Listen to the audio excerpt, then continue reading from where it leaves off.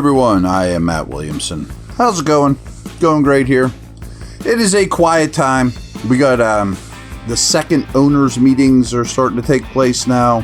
We're going to get push answer and a couple other little things. Maybe Aaron Rodgers signs, who knows? Maybe there's another Purdy extension around the league or a trade or two, maybe, but it's going to be a little bit quiet here for a little bit. Then we get into mini camps and that type of thing. But a lot of strong responses from you guys about yesterday's show, where I really dug into the schedule in terms of rest advantages, which I think is huge, and mileage traveled. And I guess I didn't realize I even said it, but I mentioned, I guess, under my breath yesterday about time zones how many time zones are these teams going to be crossing? Not necessarily playing in, how many different time zones, but how many time zones do they cross over the course of their travel? And of course, like yesterday, it's going to be higher for the NFC teams, because they have 9 away games as opposed to 8 for the Steelers. And of course, the teams that, like the Steelers, that travel overseas. But still, this was really interesting to me, is I found the information. So I wanted to, double back on that, because a lot of you asked, okay, that's cool. You told us the miles traveled, but how about the time zones crossed? So here are some of the teams that are crossing a lot of time zones. The Rams cross 44 different time zones over the course of their travels next year. Chargers, the other LA team, are at 42. That is by far the most, so we also have the Jags at 36, the Seahawks at 34, Colts are also at 36, the Niners are at 32, Broncos are 34. So those are the teams at the top of the list. So like a little odd thing here, like even though the Dolphins have the 8th most mileage, they only cross 12 time zones. So they pretty much stay in the East a lot, But for example, the Broncos are right behind them in 9th most mileage traveled, but they go to 34 different time zones. Okay, so who are the teams at the bottom that have very little time zone change? How about this? The Bills, 2 compared to teams in the 30s and a lot of teams in the 20s. Patriots, 4. Ravens, 6. They only travel over 6 time zones. Bengals, 8. So not only the Bengals the fewest mileage around in the whole league, but they only have 8 time zone differences. The Bills, again, they have the second least mileage, but only go to 2 time zones over the court. 2 time zones crossed in their whole time. Ravens were 3rd in terms of mileage, and they only have 6. So not great. Where do your Steelers sit? 18th in terms of time zones crossed, which is about in the middle of the league. So even though the Steelers are 24th in their mileage at 15,600, no, it's a little more than that. 15,000 even, give or take. They do cross 18 time zones. So not great. I mean, so some of this Steeler travel stuff, the more you dig into it, and again, check out yesterday's podcast for this in particular, is worse than you think. The Browns are just like the Steelers. They cross 18 time zones, where the Ravens are 6, Bengals are 8 within the division. The Bills at 2, though, is insanity to me. That is so crazy. And frankly, I'm leaning towards, when you look at strength of schedule, the way their schedule sets out, the little bit of travel, I think the Bills should be the leader for getting the bye in the AFC. BetOnline is the world's most trusted betting platform and your number one source for all your sports betting action. With the largest selection of odds on everything from the NBA to NHL playoffs to Major League Baseball to UFC and boxing, BetOnline has you covered for all your online wagering information. In between games, head over to BetOnline Casino with all the top Vegas-style games, including poker and live casino. BetOnline, the game starts here.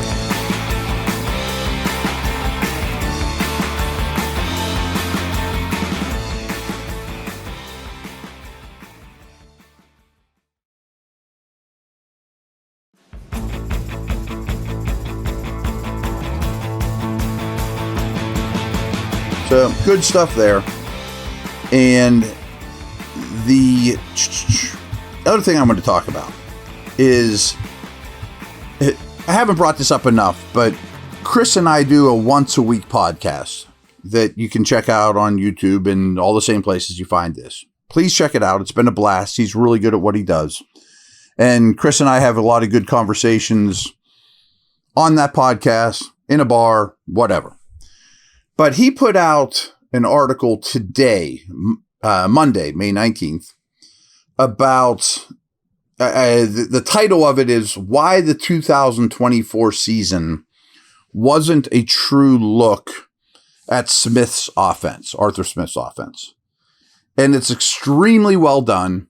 And I don't want to get too far into it. And I'm not just bringing this up to promote Chris's work, which is, again, it's really, really good.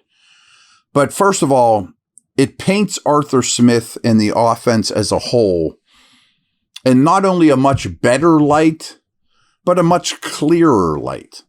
And the crux of it, I want you to go read it, but because he has a lot of stats to back it up. He's got a lot of quotes to back it up.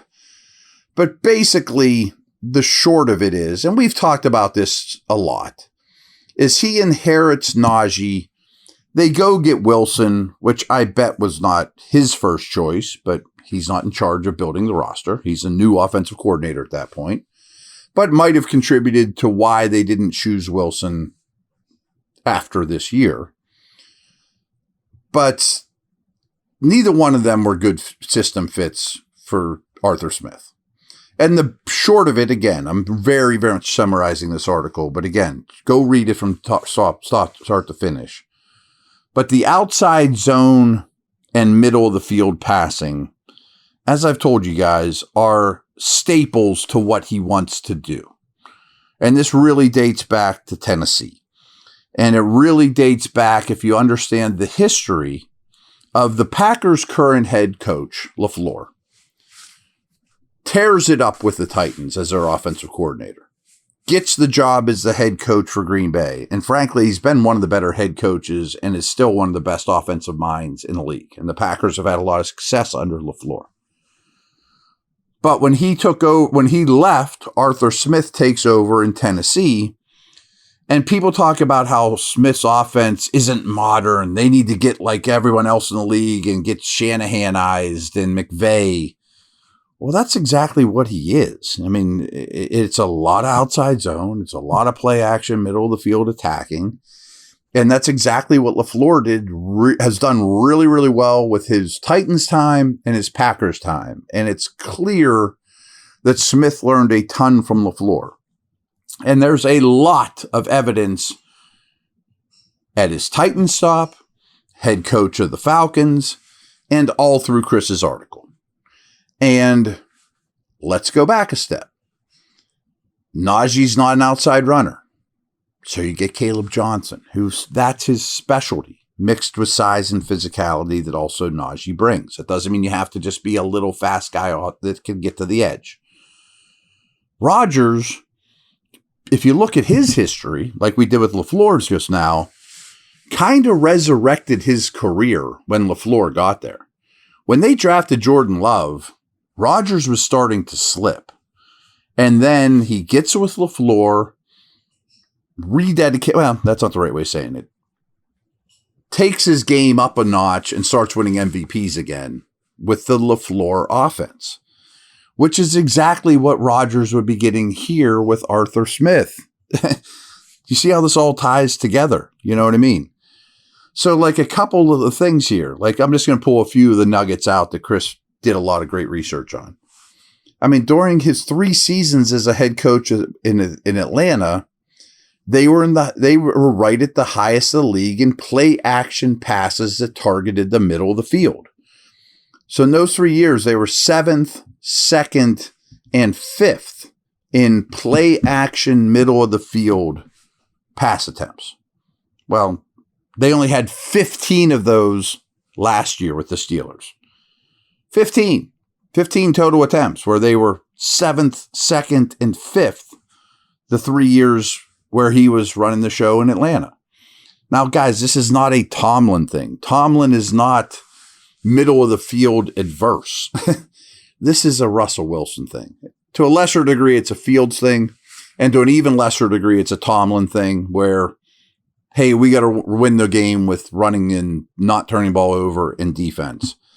But it's going to be so much different with Metcalf other than Pickens, Johnson other than Harris, and Rodgers other than the guys last year, especially Wilson. So I urge you to check out the article. And there's a lot more instances out here about the difference in outside zone, the middle of the field passing, that I think will give you encouragement in terms of what Smith believes in, what his roots are, where he's had success and sometimes great success, often with quarterbacks like Ryan Tannehill, let alone the LaFleur-Rodgers connection, running this style of offense that frankly he couldn't really do in year one. So again, check out the article, leave me comments, leave Chris comments. I think you'll understand a lot better and you'll be a lot more encouraged, especially once Rodgers on board and another receiver that's a little more in-breaking route oriented, I would guess. All right, everyone. I hope that kind of gives you something to get excited about here going forward. It should, because there's a lot of evidence in that article. All right, take care.